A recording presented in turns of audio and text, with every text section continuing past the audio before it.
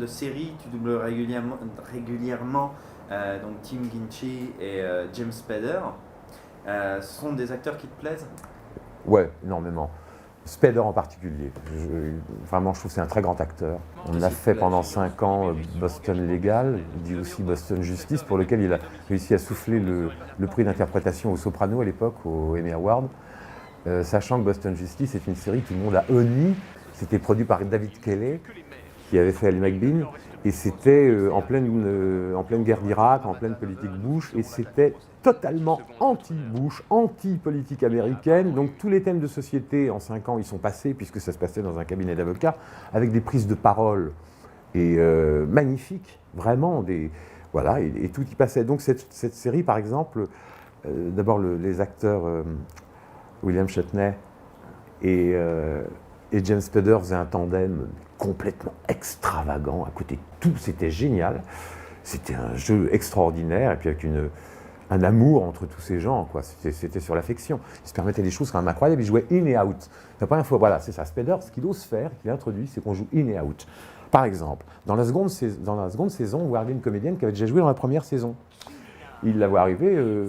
Monsieur Alan Shore, vous vous souvenez de moi? Il lui dit: ah oui, vous nous avez aidé sur une affaire dans la première saison, vous avez fait 2 films à Hollywood et maintenant vous revenez. Ça tombe bien, j'ai une affaire pour vous, venez voir. Que le temps passe. La dernière fois que nous nous sommes vus, Je crois que c'était dans le dernier épisode de la première saison. Vous êtes parti faire du cinéma, ensuite nous avons repris le tournage et on se retrouve encore en fin de saison. Eh oui, c'est cela.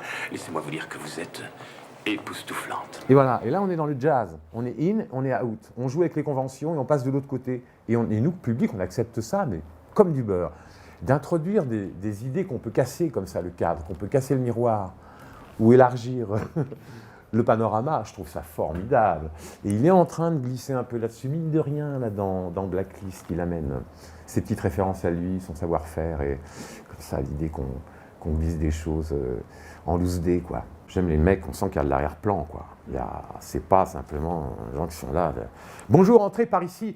Ouais, qui sont uniquement, comme les micros, monodirectionnels. C'est-à-dire que ce qu'ils disent est censé correspondre à un truc qu'ils pensent, et tout ça est droit. Non, les 3 quarts du temps dans la vie, on dit un truc pour pas en dire un autre. On dit une chose parce qu'on n'a que ça comme mot pour dire quelque chose qui, sur le plan émotif, est peut-être plus lourd. C'est toujours cet aller-retour entre le dit et le non-dit qui est intéressant. Dans un mec comme Spader, qui est un acteur extraordinaire, mais il y en a d'autres. Hein. Moi, j'ai la chance de le suivre quasiment tous les jours. C'est formidable de voir à quel point il se permet des allers-retours, d'aller chercher très très loin. J'ai l'impression même qu'on sort du film et puis que, vloum, tout d'un coup dans son regard, tout le personnage réapparaît, on s'est aperçu que non, on est toujours là. C'est exemplaire. C'est sûr que dans les séries, les personnages ont la possibilité d'aller beaucoup plus loin dans le développement de leurs personnages, donc de présenter des facettes intéressantes. On a le temps de les voir. Dans un film, on va essayer en très peu d'images de donner un maximum d'informations sur un personnage. Dans les séries, au contraire, on a le plaisir de pouvoir se confondre avec eux, de passer du temps d'épisode en épisode. J'aime bien les séries pour ça. Nous, on prend les choses comme elles viennent. Hein. Alors, on sait qu'il y a une nouvelle série qui démarre. Il y a eu, ça a été ça pour les Tudors, par exemple. Brutalement, on m'a appelé, on m'a dit, voilà, un personnage dedans que tu as déjà doublé, un acteur dont j'ai oublié le nom d'ailleurs, qui jouait un lord d'Angleterre. Donc, hop, c'est parti pour les Tudors et ça a duré 1 an ou 2, je ne sais plus. Les Borgia, c'est pareil, on se retrouvait à faire un des évêques ou cardinaux, et puis ça a duré 3-4 ans. On ne sait jamais trop ce que deviennent les choses. Mais on apprend avec bonheur que Blacklist, bon, ça marche, que ça va encore être reconduit, comme pour Black Sails, qui a une 3e saison qui démarre. À chaque fois, on fait « Ah !» Mais on est dépendant de ce qui se passe de toute façon dans les pays où sont créées ces œuvres. Black Sails. Ah, putain. 20 ans avant l'île au trésor. Waouh! Quelle super idée! Non, je fais l'article. Hein. C'est un petit peu bavard, dans la première saison comme dans la seconde, mais quand on s'accroche et qu'on rentre dedans, il y a tellement de personnages. C'est magnifique. Moi, j'adore la littérature maritime. Donc, je connais un peu les carnets de voyage des grands marins de la marine à voile. Et de retrouver Anne Bonny, de retrouver Rackham, de retrouver des personnages de Stevenson, qui avait déjà introduit, lui, des pirates de l'époque, et de les faire vivre 20 ans avant l'île au trésor, c'est magnifique. Alors là, on se prend des embruns, il y a de l'iote, c'est les tropiques. HBO, ils font les choses en grand, donc c'est vachement bien. Vraiment, là aussi, le casting coloré, brillant.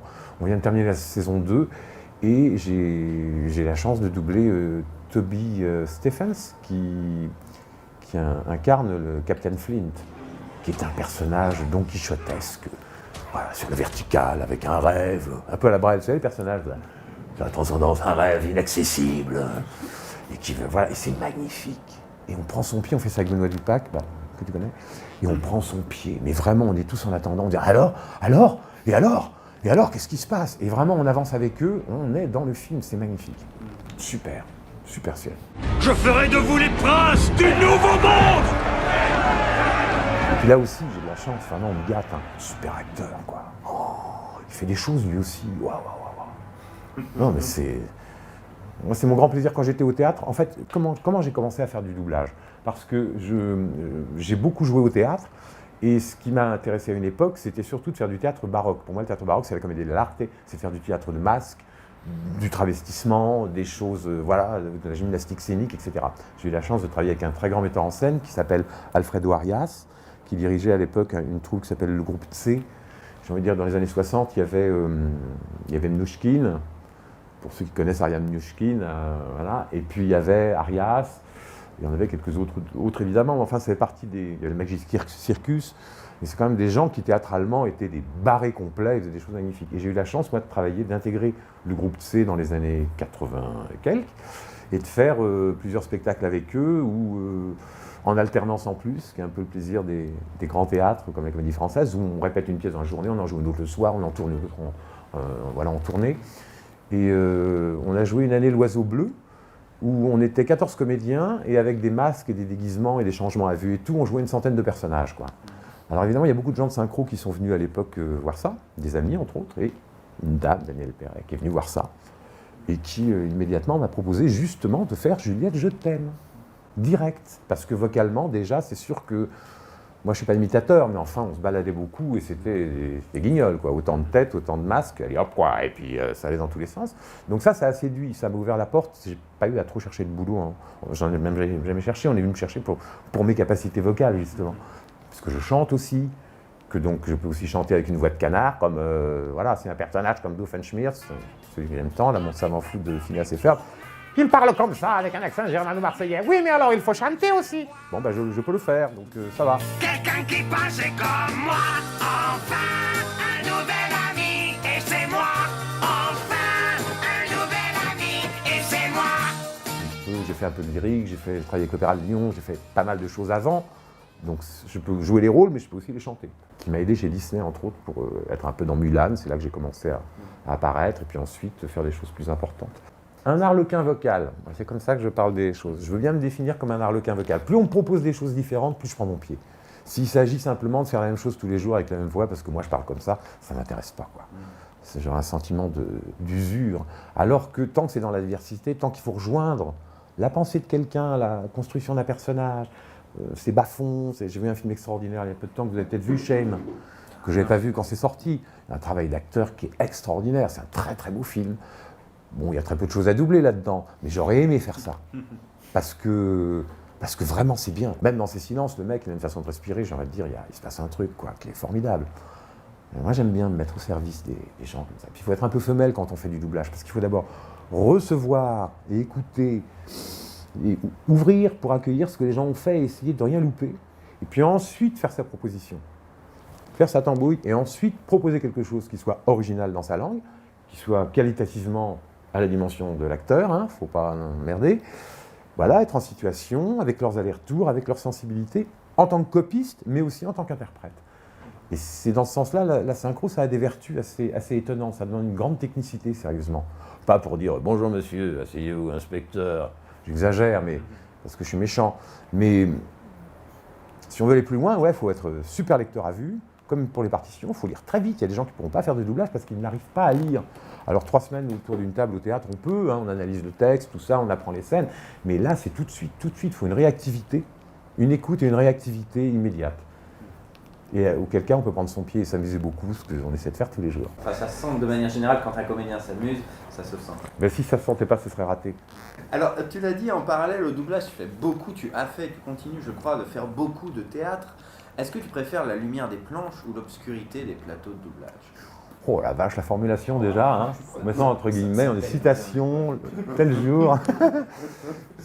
C'est très différent. En fait, j'étais content à un moment de ma vie de ne plus passer mon temps tous les soirs au théâtre. Alors que j'adore le théâtre, puis j'ai été très gâté, vraiment. J'ai eu de très beaux rôles. Mais j'ai eu des enfants. Et puis me retrouver à Bordeaux, Pétaouchnok, Lorient, Quimper, pendant les fêtes de Noël, pendant les fêtes de Pâques. À chaque fois que mes enfants étaient en vacances, bah, moi, je jouais. Alors pour eux, en plus, ça a créé un petit truc parce qu'ils sont persuadés que travailler, c'est jouer, ou jouer, c'est travailler. Donc voilà. Mais outre le côté sémantique, le glissement sémantique de l'histoire, c'est vrai que j'en ai eu marre de cet emploi du temps au bout d'un moment. J'ai fait ça pendant 25 ans, c'est-à-dire que quand on joue au théâtre, on se couche à 4h du matin, on se lève à 14h, on va répéter éventuellement, on se chauffe, on est prêt avec son énergie à 20h30, et on est complètement à l'envers du reste du monde. Donc n'étant pas célibataire à vie, ni criminel recherché ayant besoin de me cacher, comme à l'époque de d'Artagnan ou d'autres personnages comme ça dans des troupes de théâtre itinérantes pour cacher mon identité. Voilà, je me suis aperçu que c'était quand même, d'une part, on me proposait beaucoup de choses en synchro.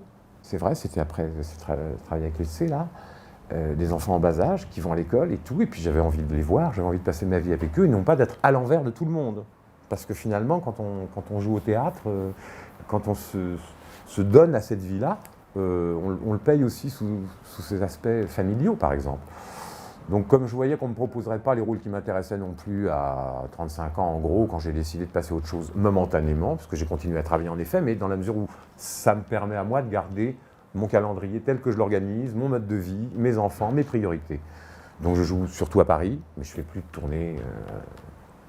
Voilà, je connais toute nos villes de France, les cathédrales, les musées, les brocantes, les antiquités, les places de marché et les braderies éventuellement. Mais honnêtement, hein, j'en ai bouffé. Puis en France, il y a 50 villes. Alors il y a aussi les tournées internationales, ça j'en ai fait aussi. Mais en France, il y a 50 villes. Tu fais 3 fois une tournée de 3 mois ou 4 mois et que tu fais Orléans, Beaugency, Notre-Dame de Paris, Vendôme et tout ça. À 11h, il n'y a plus rien. Moi, j'ai oublié de la gare. Quand tu sors, il n'y a plus rien. Tu es là comme un con. Et le moment où j'ai arrêté, je crois que c'est un soir de Noël, je venais de jouer à Bordeaux La Nuit et le Moment avec Anémone, ce qui est un duo qui était pas mal. Je me retrouve tout seul dans la rue, 25 décembre, après le spectacle, blues.